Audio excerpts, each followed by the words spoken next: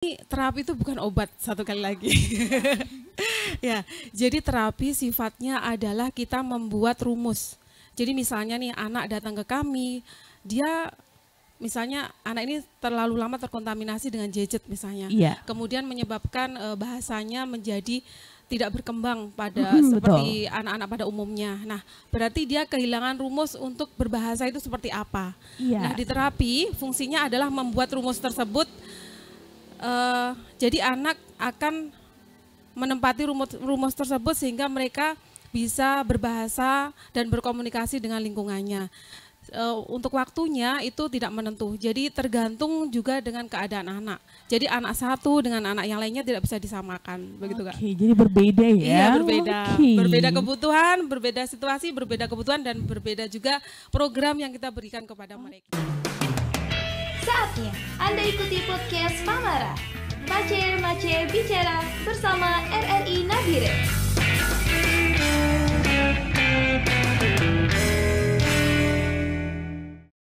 Dari Yayasan Mentari Hati Nabire, Pamara, Mace Bicara Podcast RRI Nabire kembali hadir bersama saya Mary Konyora.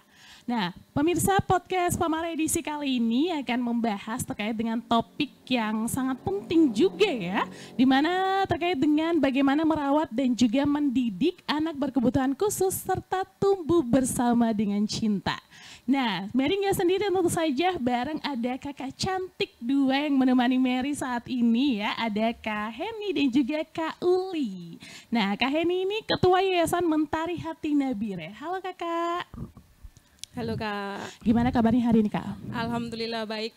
Alhamdulillah.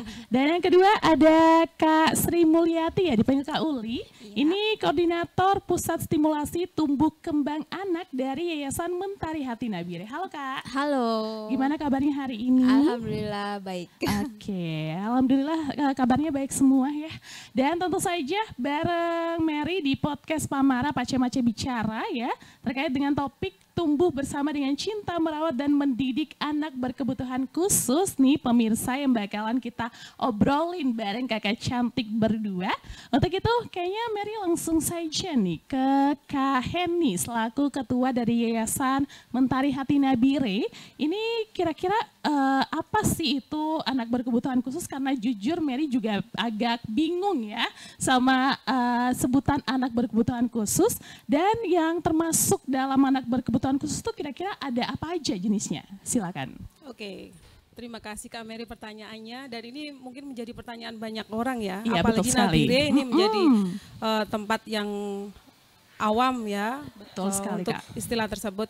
Jadi biasa kita menyebut disabilitas, begitu kan? Iya. Mungkin Kak Mary suka. Iya, dengar kebanyakan dengar itu gitu ya. disabilitas ya, bukan anak berkebutuhan khusus. Oke, jadi sebenarnya disabilitas dengan anak berkebutuhan khusus itu merupakan akronim ya, artinya sama sebenarnya, ya. tetapi anak berkebutuhan khusus itu istilah diperhalus begitu. Oke. Jadi kalau kami sendiri di layanan stimulasi tumbuh kembang anak, kita berpatokan bahwa anak berkebutuhan khusus itu dibagi menjadi dua, yaitu anak berkebutuhan khusus temporer dengan permanen. Oke. Jadi anak berkebutuhan khusus temporer itu misalnya nih anak speech delay saja tanpa dibarengi dengan kebutuhan yang lain, itu biasanya kita akan terapi dengan jangka waktu tertentu, kita akan bisa nyatakan tuntas. Jadi dia nggak lagi mengalami berkebutuhan khusus. Oke. Tetapi ada juga anak yang mengalami berkebutuhan khusus permanen. Contohnya anak-anak dengan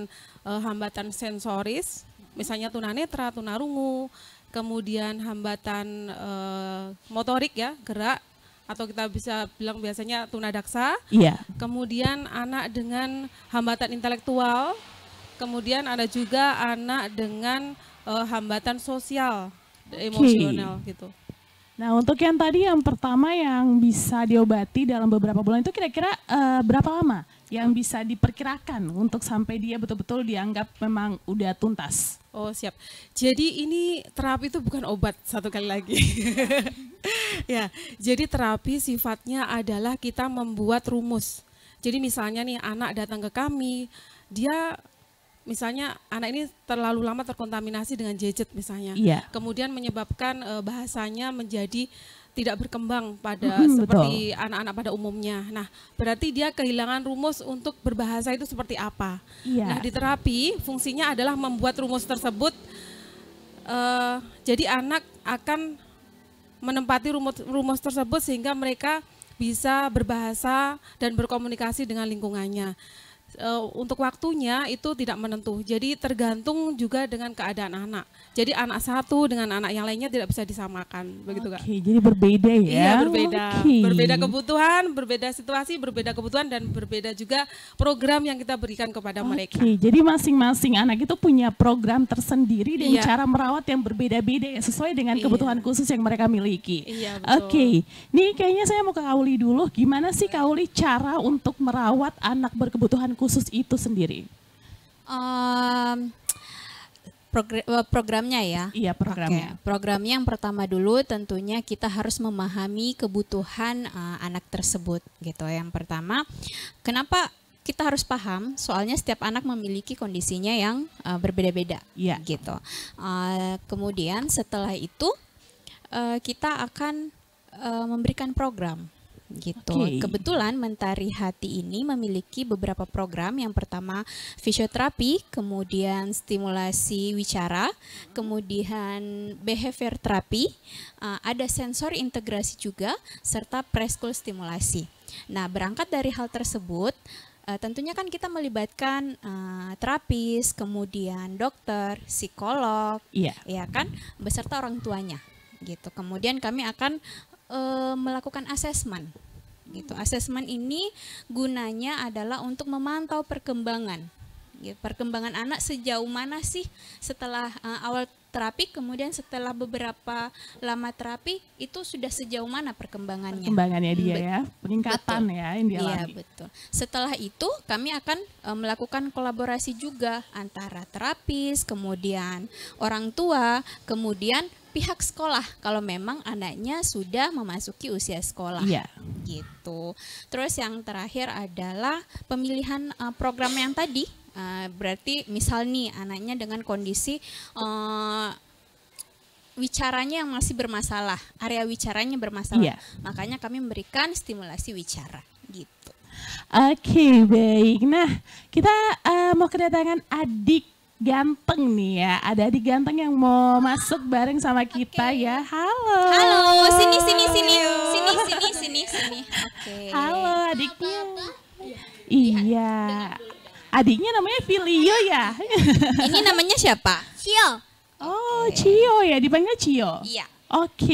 Nah adik Cio ini adalah salah satu adik berkebutuhan khusus yang ada di Yayasan Mentari Hati Nabire nih ya pemirsa, yang udah cukup lama juga nih ya kayak ini ada di sini dan udah menjalani terapi ya di Yayasan Mentari Hati Nabire. Hai. Cio. Iya. Cio. Adik bisa nyanyi? Cio bisa nyanyi? Dengar ibu dulu boleh? Cio. Ya ibu. Iya ibu. Cio boleh nyanyi? Boleh. Ayo kita bernyanyi. Ayo kita nyanyi dulu di sini. Berdiri. Ayo kita nyanyi dulu. Topi. Bundar. Topi. Saya. Kalau tidak bundar, bukan topi saya. Oke. Sudah? Salim dulu, salim. Oke, salim ibu dulu, salim ibu. Oke, Cio. Oke. Cio umurnya berapa?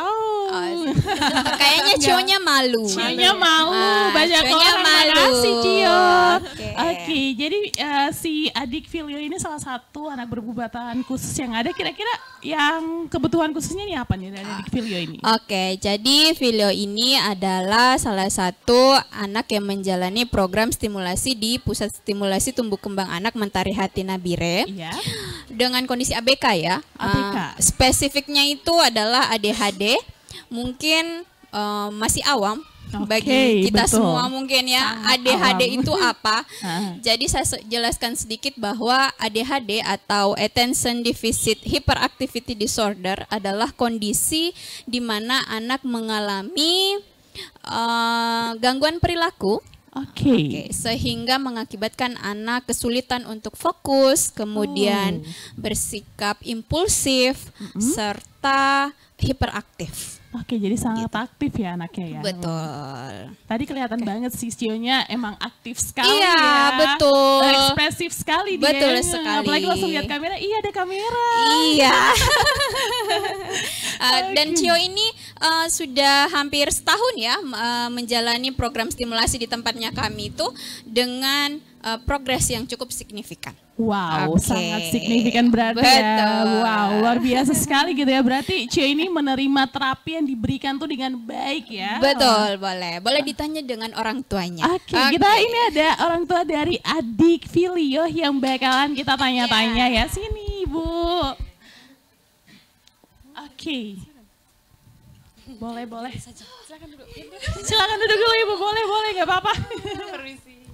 Oke, nah Ibu kira-kira Filio ini udah berapa lama mengalami ADHD ya Kak ya? Iya. Apakah udah dari lahir atau maybe baru sebesar ini baru mengalaminya? Kalau menurut apa yang penglihatan saya selama ini dari 0 bulan ya pertumbuhannya sepertinya normal saja. Terus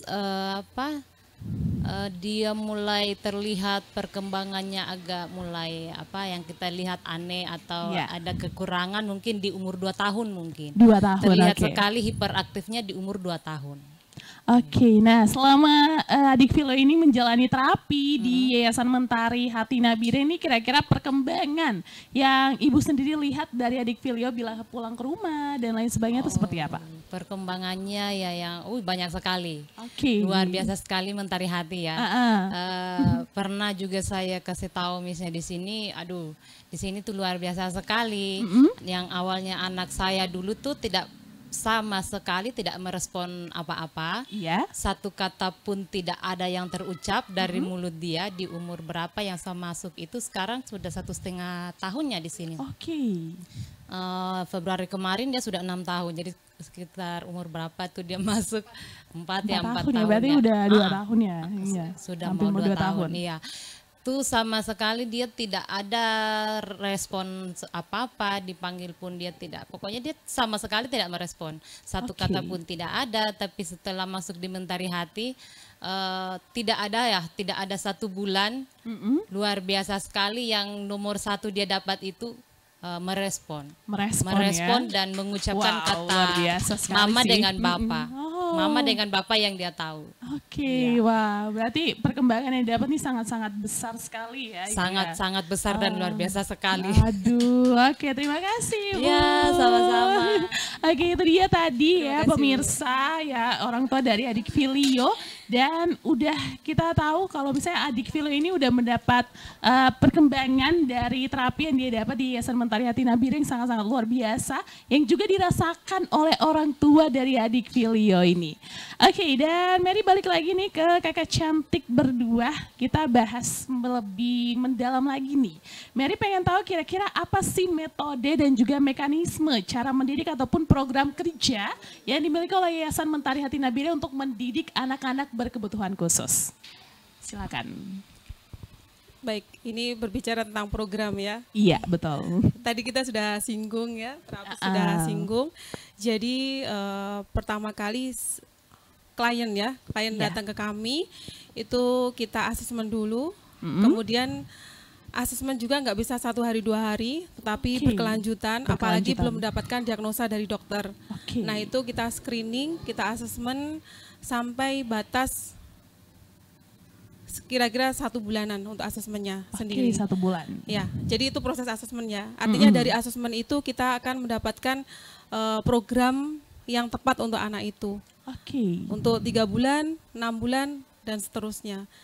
Ya, jadi untuk terapi sendiri kami mematok bahwa 3 bulan itu adalah minimal kalau anak mau terapi minimal harus 3 bulan, karena di 3 bulan itu kita akan melihat nih gimana perkembangan anak, apakah anak ini berkembang atau perlu evaluasi lagi. Evaluasi lebih lanjut ya. Dan itu tentunya juga sangat pengaruh dengan orang tua. Keterlibatan orang tua. Keterlibatan orang tua yang sangat-sangat diperlukan keterlibatan orang sekali tua ya. di rumah itu seperti apa itu sangat berpengaruh ke anak, ke perkembangan anak. Kemudian untuk program-program di sini nanti Iya. terapis yang akan menjelaskan. Oke, baik. Oke, langsung aja kita ke Kak Lulih. Kira-kira program-program dari Yayasan Mentari Hati Nabila ini ada apa aja? Oke, yang pertama tadi sebenarnya sudah saya singgung yang awal ya. Yang pertama itu fisioterapi, gitu. Jadi fisioterapi ini adalah kita memperbaiki keterlambatan development dari segi fisik. Oke, dari segi fisik yang dimiliki dari anak segi ya. fisik. Misal nih anak yang sudah 1 tahun kok belum tengkurap ya, kok belum baik. jalan ya. Mm-mm. Nah itu mungkin bisa jadi ada kelemahan otot atau mungkin ada kondisi-kondisi yang CP misal, cerebral palsy misal, itu saraf ya, gitu. Kemudian stimulasi wicara. Stimulasi wicara ini mungkin ya kalau kita ketemu anak itu sudah umur 7 tahun, itu belum bisa bilang R. Iya. Atau tidak usianya sudah 3 tahun, tapi kok dipanggil kok nggak noleh ya? Iya, nggak respon ya. Iya betul. Terus kalau ngomong kok ngomongnya kayak bahasa-bahasa yang tidak dimengerti. Iya, betul. Bisa betul. bilang bahasa anak gitu ya. Iya betul. Jadi hal itu yang bisa masuk di stimulasi wicara. Kemudian behavior therapy.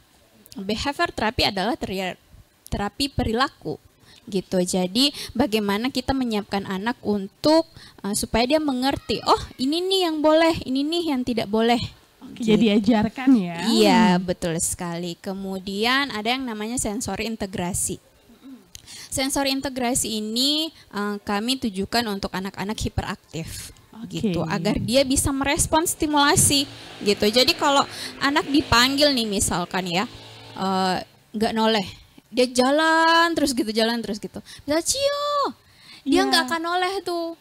Gitu. Kenapa? Bisa jadi vestibularnya yang bermasalah, taktil stimulasinya yang bermasalah, atau proprioseptifnya juga bermasalah. Nah, itu yang harus kita teliti lagi nih sebagai terapisnya gimana. Dan yang terakhir preschool. Banyak nih yang sekarang ya sekolah gitu. Banyak kelas 1 belum bisa membaca. Iya betul, benar Ya, banget ya. itu problem sebenarnya. Sedangkan kan sejatinya bahwa anak kelas 1 itu sudah harus bisa mengenal huruf, Iya, betul. angka gitu. Nah, orang tua yang mengalami kesulitan pada bidang itu biasanya datang ke kami untuk memberikan stimulasi-stimulasi. Makanya dimasukkan ke preschool stimulasi gitu. Oke, jadi ini banyak banget ya program yang dimiliki dan juga pastinya untuk semua anak berkebutuhan khusus. Karena anak berkebutuhan khusus ini berbeda-beda ya kakak berdua ya. Dan juga Betul. banyak banget jenisnya yang tadi sudah disampaikan. Dan untuk cara penanganannya juga berbeda-beda dengan program-program tadi yang udah disampaikan ya. Oke, nah kira-kira tantangan yang sejauh ini kakak kalian hadapi untuk merawat dan juga mendidik anak berkebutuhan khusus yang ada di Yayasan Mentari Hati Nabila ini apa aja? Oke, kalau berbicara tantangan lumayan banyak ya. Lumayan banyak ya? Lumayan banyak ya. Langsung ini ya? Oke, soal yang pertama terlambatnya orang tua menyadari kondisi anaknya. Oke, Itu sangat sangat ya. fatal. Jadi gini, pada saat usia 2 tahun semua kan itu sudah akan terlihat itu. Oh, anak saya bermasalah nih, Iya. gitu. Dan itu orang tua harus sadar dan segera mencari pertolongan. Sebenarnya harusnya seperti itu, tapi masih banyak orang tua yang nanti juga bisa kok. Nanti juga mau kok. Nah, pada saat usia masuk PAUD, Iya. TK, mereka berusaha, kok anak saya kok tidak sama ya? Kok beda ya? Iya, kok beda ya? Iya. Gitu. Jadi dari situ nanti orang tua baru ngeh. Nah, pas dibawa ke kami, aduh sudah sangat terlambat. Jadi gitu. prosesnya juga untuk terapinya juga akan membutuhkan waktu yang lama Lebih ya? lama, betul. Lama effortnya yang Iya, Effortnya juga betul. betul sekali. Terus yang kedua adalah karakteristik anak yang berbeda-beda. Oke. Gitu. Tentunya dengan karakteristik anak yang berbeda-beda ini, terapisnya harus melakukan pendekatan yang berbeda-beda pula. Iya, betul. Itu tantangan bagi terapisnya sebenarnya gitu. Yang ketiga, dan saya rasa ini yang paling banyak problem adalah masih kurangnya pengetahuan masyarakat tentang apa sih ABK itu. Iya betul, Ya. masih kurang banget sih Masih dari yang banyak. dilihat di Nabire juga tuh masih kurang banget. Betul. Kiranya mungkin karena masih kecil, jadi nanti tunggu nanti seiring berkembangnya anak, pertumbuhannya anak makin besar, maybe dia makin bisa sendiri. Padahal sebenarnya Oh, tidak bisa seperti itu. Contoh kasus saja ya. Contoh kasus seperti ini. Jadi ada anak dengan kondisi ADHD gitu. Terus lingkungannya itu tidak sadar kalau anaknya Iya. ADHD gitu. Terus dia dicapnya nakal. iya betul. Ya, dia dicapnya nakal. Jadinya kalau anak dicap nakal dia dikasih hukuman. Padahal hukuman ini tidak bisa menyelesaikan permasalahan anak tersebut. Iya. Gitu. Aduh, jadi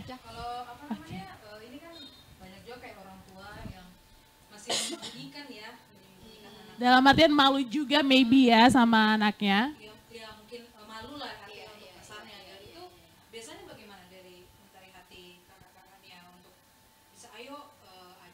Maybe kakaknya melihat nih, oh anaknya sebenarnya berkebutuhan khusus, tapi orang tuanya nggak bawa ke sini. Nah kira-kira gimana gitu ya? Heeh. Nah, oke. Jadi ini ada kaitannya dengan kenapa kami kemarin tuh melakukan seminar itu. Oke, silakan. Iya, jadi seminar kemarin kan kita kolaborasi antara dokter anak, psikolog, kami dan juga guru dari SLB. Nah, itu Oke. tujuannya adalah kami sebenarnya ingin mensosialisasikan bahwa kami ada di sini, kami siap untuk berpartner, kami siap untuk menjadi solusi ketika orang tua itu bingung mau kemana begitu, supaya orang Nabire ya tahu bahwa anak berkebutuhan khusus tuh ada. Jadi kalau melihat dari prevalensinya itu 1:100 tuh ada anak berkebutuhan ya, khusus di di situ. dalamnya gitu. Oke, baik. Jadi buat pemirsa semua yang maybe punya anak dan merasa kalau misalnya ada kelainan-kelainan yang dimiliki, boleh ya dibawa ke sini ya kakak. Boleh. Oke. Oke, jadi beda-beda. Oke, jadi sekarang personelnya kami ada 5 orang, semua cewek-cewek.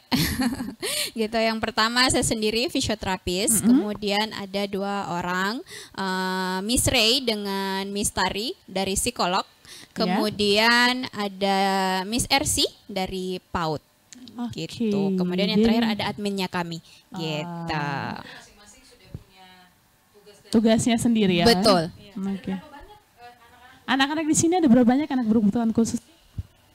Sekarang kami lagi menangani anak kurang lebih 35 anak. Wow, kalau bisa dibilang ini satu kelas ya, 35 untuk Iya, betul. sekolah itu satu kelas Iya, itu kalau ya. jadikan kelas satu kelas ya. satu kelas Tetapi itu ya. karena kita penanganannya itu per sesi, 1 guru 1 siswa, jadi nggak akan pernah ketemu. Oh, per sesi. Betul, Kira-kira, betul. setiap sesinya tuh berapa lama waktunya? Berapa jam maybe atau menit yang dibutuhkan? Iya. Mekanisme. Oh, mekanisme ajarnya. Oh, Iya, oke.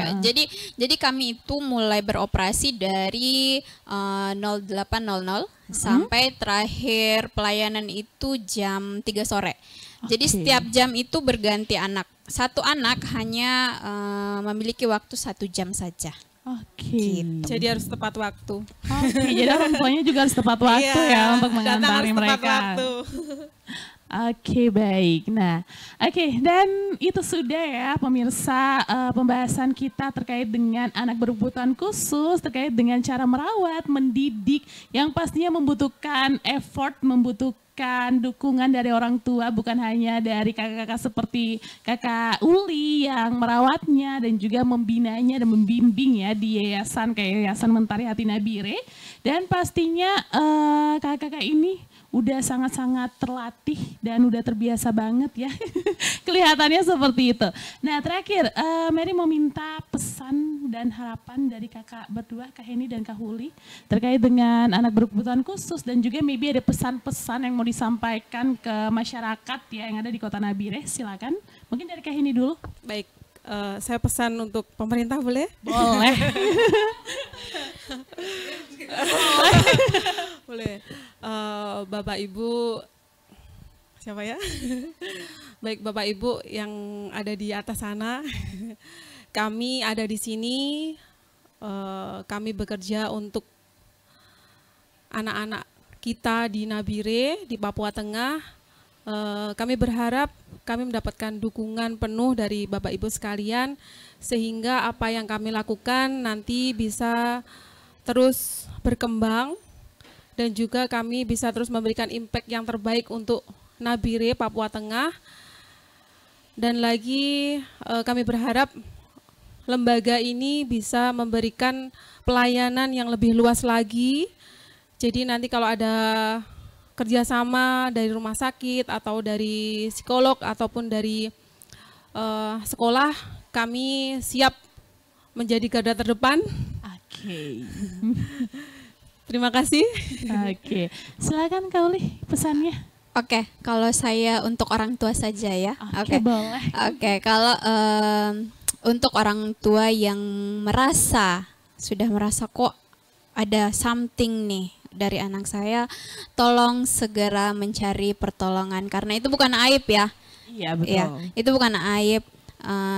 Kita justru kalau ditunggu-tunggu nanti semakin lama semakin menumpuk itu semakin parah. Iya, betul. Semakin susah juga stimulasinya gitu. Jadi segera mencari dan kami ada untuk itu. Oke, baik. Nah, terakhir, kira-kira Kak Heni info kontak atau akun media sosial yang bisa diakses oleh masyarakat Nabire yang pengen cari tahu Yayasan Mentari Hati Nabire itu kayak apa dan mau bawa anaknya ke sini tuh di mana aja? Oke, siap. Untuk masyarakat Nabire, Papua Tengah, kami ada di Instagram. Namanya Mentari Hati Nabire, tapi follow dulu supaya bisa kepoin kegiatan kami. Follow dulu, ya. Di situ nanti ada kontak admin kami. Jadi bagi orang tua yang membutuhkan informasi atau mau konsultasi online, silakan hubungi kontak tersebut. Kami juga ada YouTube Mentari Hati Nabire. Kami aktif untuk nge-share seputar tips dan juga kegiatan terapi yang ada di Mentari Hati Nabire. Oke, baik. Ada yang mau ditambahkan Kak Uli? Silakan. TikToknya juga ada Kak. Oh, ada dong. TikToknya juga sama Mentari Hati Sama, Nabire? Mentari Hati Nabire. Oke, baik. Nah, itu dia ya pemirsa obrolan kita di saat ini ya, podcast Pamara Pace-Mace Bicara era di Nabire. Dan kita telah selesai mengobrol tentang topik di hari ini, yaitu tumbuh bersama dengan cinta, merawat dan mendidik anak berkebutuhan khusus. Dan pastinya tumbuh bersama dengan cinta itu sangat perlu banget ya pemirsa. Dan kita akan jumpa lagi di podcast Pamara era di Nabire edisi berikutnya.